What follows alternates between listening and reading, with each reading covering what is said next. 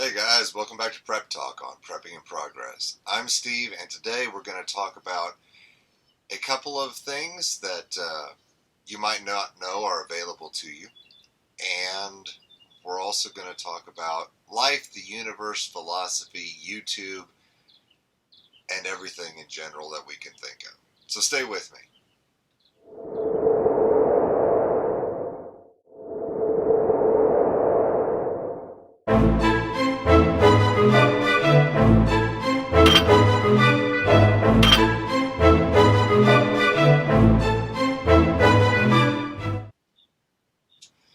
As usual, we're going to open with a word of prayer, so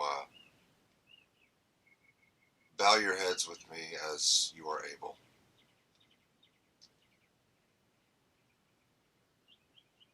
Merciful Father, today we're praying for the father who doesn't know if he's going to be laid off, the mother who doesn't know if she's going to be laid off, the parent who doesn't know where the next meal may come from.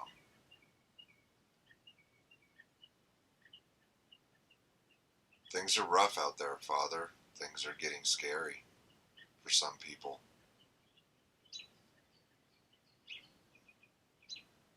Please look after us. Look after this nation.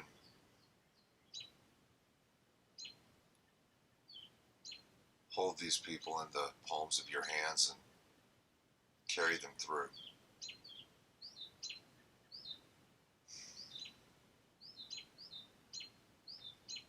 Only you know what's going to happen next. To just help us through, Father. Amen.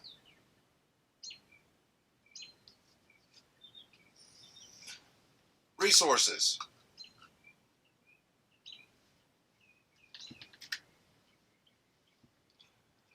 Did you know, here in the U.S. at least, I know we've got several viewers abroad, that you can go to your National Forestry Service and request copies of their maps? For many of us, we've got a place where we can go, the bug out location. And I'm not, how shall I say this? I'm not bagging on the lone wolves and the people who say that I'm going to go out in the hills. If you've got the skills, and there are those out there, do your thing, chicken wing. Good on you. Not all of us could do it. Not all of us are Alan Kay on Alone. Season 1. That was my favorite season. But for those of us who do live near the different national forests, for those of us that have access to them, whether we're talking for hunting purposes or for living purposes, many people I know have property that borders the national forest. You can go into your local ranger station and they'll have a big map up on the wall, and you can say, well, can I get a copy of this grid and this grid and this grid? And eventually you can have the entire map. I was lucky to come across a used one that was given to me for free. I do have several copies from the Forestry Service, but this, I don't know if you can see it, but this is the east half of the Ouachita Forest. And it won't even fit on the screen. It's so big. And I also have the western half right below it. I'm going to put that down. Now these maps pretty much show terrain, roads, other details. They don't show the old logging camps. They don't show the old mining camps. Now, I would recommend becoming friends with someone who actually works for the Forestry Service and picking their brain. For me, this stuff is fascinating. For me, the history is fascinating. I would love, nothing more than to spend every waking minute in the Jeep going everywhere I could find anything old and abandoned. Um, you know, quartz mining camps, opal mining camps, turquoise mining camps. Um, they say that there is no natural gold in Arkansas, and yet the first copy of the Mena Gazette or Washington Trading Post, the first newspaper in Mena, Arkansas, talked about a gold strike down on a creek nearby. Was it just a trick to get people to move here? Maybe. Or is it alluvial gold that just kind of washed through and came through with the glaciers? Who knows? And while, yeah, I do pan. I enjoy panning. That's... Shh. Don't tell Miss Kim. 80 to 90% of the time, I know I'm not going to find anything. There goes the printer. I use panning trips to just get out in nature, to learn a new trail, a new route. And it's something fun to do to occupy my time. Now, back to the maps. Back to abandoned camps and settlements. Those camps, settlements, old towns had to have water. They may still have some slightly standing structures for shelter.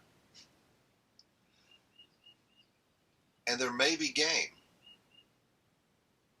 for you to eat. So food, water, shelter, at least two out of the three may be handled. One, usually, for sure. Shelter, you can make your own shelter. And food, that's on you, my friend. But go to your your park ranger, and the little offices that they have dotted around the area, and ask, hey, can I get a copy of your maps? Can I look at your maps? I want to go hiking off trail, which is true. Go hiking off trail. We're going to dip into another resource that you've heard me talk about ham radio before. Get your ham radio license. Get a technician license. Get a handheld and program it not only for the repeaters in the area where you will be, but the most common frequencies used. Call your local sheriff's department and ask what frequency their search and rescue uses, and if they've got a PL code to get in and out. Those of you who are hammies will understand what I'm talking about. And if they ask why, you say, I'm going off map hiking and exploring out in the national forest, and in case something happens, I'd like to be able to contact you and your searchers. They'll go, oh, hey, sure. In fact, I've told this story before, but I went geocaching off grid in Oklahoma a couple years ago, and I've been back to the site since then. And when I called the Lafleur County Sheriff's Office over in Oklahoma, I told them about where I'd be, the exact latitude and longitude of where my goal was to go. And they did. They gave me the frequencies I needed, and I told them what frequencies that I used, and that I'd be on their ham repeater, 2-meter repeater.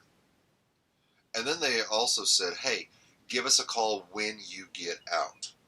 Just let us know that you're out. Let us know that you're safe. We'll put you in our notes that you're going in. Not a problem. If you're going to go out and go exploring, if you're going to use these Forestry Service maps, if you're going to go and look at old settlements, if you hear a rumor of one, be safe. These are possible bug-out locations. These are bug-out camps. For all you know, one may be 2 miles off your route. You just adjust your route a little bit and have a place to cash items. So while you are setting yourself up for success, be safe. Know the flora and fauna. Know the animals in the area. Know the poisonous snakes. Know the non-poisonous snakes.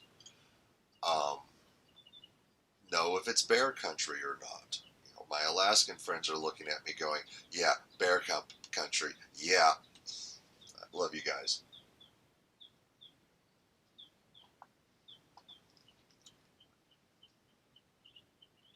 Now is not the time for us to slow down in our prepping.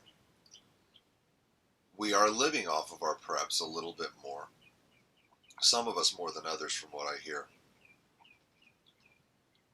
Um, it's not a rumor. The price of beef is going sky high.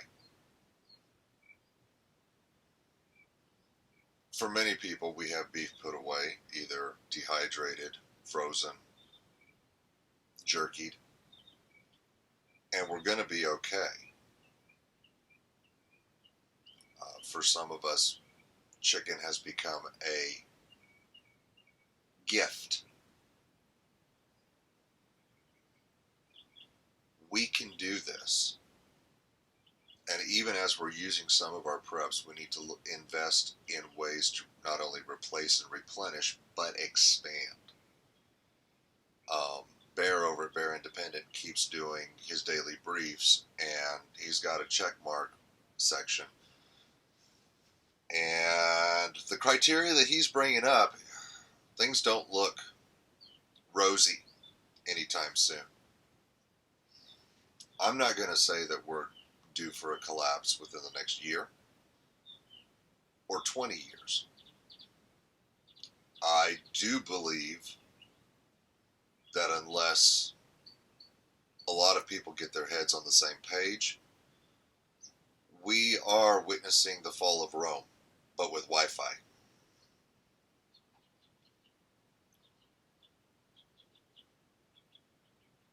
Keep your heads on a swivel. You got this. You can do this. Keep your head up, like I say, on a swivel, always watching,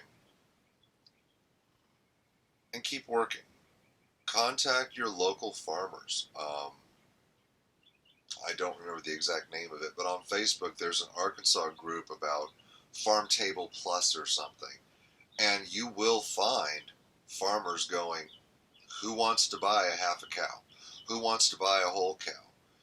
Here's the prices we're giving. And yeah, it's $450. But if you stop and actually look at the processing that they're doing for you, the amount of meat you're getting, it's very reasonable. It's better than paying $20 for 6 pounds, 5 pounds, 2 pounds. From what I'm hearing across the country, you can do this. You have resources. If you're not already food stable, food independent, get there. Work on your garden. Hit up your local nursery. Make friends with your local nursery. And I'm not saying, hey, give me this for a discounted price. I'm talking about get over there. Live in their yard going, I need this, I need this, I need this, I need this. Here's my hard-earned money. By the way, what do you know about cross-pollinating plants? What do you know about plants that don't need a cross-pollinator? I blanked on the proper name. Ask questions. Get to know your resources. Move out there and get moving. Whether you're in town or out of town, get your garden in. We've had rain for the last 3 or 4 days. I haven't done any weeding. My plants in the garden are getting choked up with weeds. I've got a nice little board out in the Jeep. It's dry. It's just right for my knees. And I'm going out there today to crawl around in the mud while it's still soft and start pulling those weeds out and get my garden rocking and rolling again. You can do this. Not only are we prepared, we are preparing. Rock and roll. And for those of you who are not as far as others, for those of you who are new to prepping, hang in there, stay with it. It's going to be rough. It's going to be difficult. You can do this. Even if it's one extra can of Chili Man a day, one extra bag of rice each grocery trip. You can do this. Check out our other videos about food storage. Slowly get to where you've got a 5-gallon bucket of rice filled. We have videos about using oxygen absorbers and Mylar bags. Amazon is still your friend. I'm going to urge you, before you go to Amazon, check locally. Check and see if someone in your community does sell Mylar bags, does sell rice. Go to your local farmer's market. Buy locally. Keep the money exchanging as best you can. You've got this. And if you can't find what you need, go to online resources. You can do this. You're going to be okay. Everything's going to be okay. Not because the sky's not going to fall, not because the economy may not crash, but because of you and your mindset and preparing for your family. Whether you've been doing this for 10 years, 20 years, multiple generations, or 10 days, you've got it here. Yes, it's overwhelming. Yes, you're trying to learn a whole lot at once. We always are. How do you eat an elephant? One bite at a time. Hang in there. You got this. Make friends in your community. If you have preparedness-minded people in your community, get to know them. I have been blessed not only to have one of my best friends be an amazing cook and gardener with a love for plants, but to be getting into and investigating preparedness. I have been blessed to meet other people from the Arkansas Preparedness Network in my area. You guys don't know what a blessing you are. Sometimes we sit and we rant and we rave about life, the universe, and sometimes we talk about preparedness. Last week I had dinner with someone and we were talking about our vehicles, and I asked a question about his Jeep, and he took a look at mine and said, well, here's your problem, and we got that fixed. We're a team. I don't care if you're in Alaska and I'm in Arkansas. We're a team. Thanks to the wonders of the internet, you've become a part of my life. I've been able to become a part of yours. Emails and instant messages have allowed us to become friends. Whether you're 5 blocks down the road or 500 miles down the road or 5,000, we're a team here.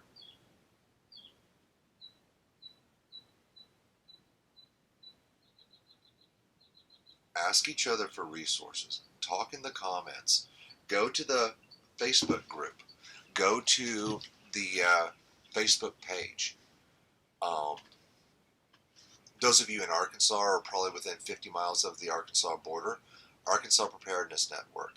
If you don't have something like that in your state, start one. Even if it's the 5 people in your town, 2 people in your town, start a group. Share ideas. And then look at inviting people from a little bit further away and then a little bit further away. Start a Facebook page. Start a MeWe page. Exchange ideas. Exchange thoughts. Invite me. I'd love to join your conversations for your state and pick your brain.